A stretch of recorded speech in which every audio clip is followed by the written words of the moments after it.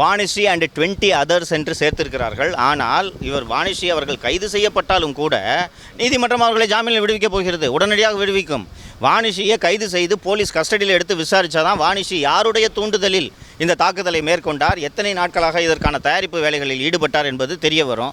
So நீங்கள் வாணிஸ்ரீயை சேர்த்தாலும் சரி, செல்வ பெருந்தகையே இதில் நீங்கள் குற்றவாளியாக சேர்த்தாலும் அவர்களை நீதிமன்றம் சிறைக்கு அனுப்பப் போவதில்லை. செய்தியாளர்களை சந்திக்கும் போது உங்க மேல ஒன்று சொன்னாங்க, நீங்க வந்து உங்களோட மச்சானை வந்து தலைமை பொறுப்பு கொண்டு ஒரு நாளைய மேலே அவதூறாக பேசுறாரு, இதுக்கு எனக்கு சம்மந்தமே இல்லைன்னு சொல்லியிருக்காங்க. சார், ஒரு 150 ஆண்டு கால காங்கிரஸ் இயக்கம் ஒருவர் யூடியூபில் பேசுவதனால் காங்கிரஸ் கமிட்டியின் தலைவரை மாட்டுகிறது என்றால் அந்த கட்சி எவ்வளவு பலவீனமான மலினமான கட்சி என்பதை மக்கள் புரிந்து கொள்வார்கள். ஸோ இப்படி ஒரு விளக்கத்தை கொடுப்பதன் மூலமாக தான் சார்ந்திருக்கும் கட்சியை திரு செல்வ பெருந்தகை அவர்கள் கேவலப்படுத்துகிறார் என்று தான் புரிந்து கொள்ள முடியும். எந்த கட்சியும் ஒரு யூடியூப்பில் வர இன்டர்வியூலாம் பார்த்துட்டுலாம் ஒரு தலைவரை மாற்றும் வழக்கம் எந்த கட்சிக்கும் இல்லை, குறிப்பாக காங்கிரஸ் கட்சிக்கு இது இல்லை.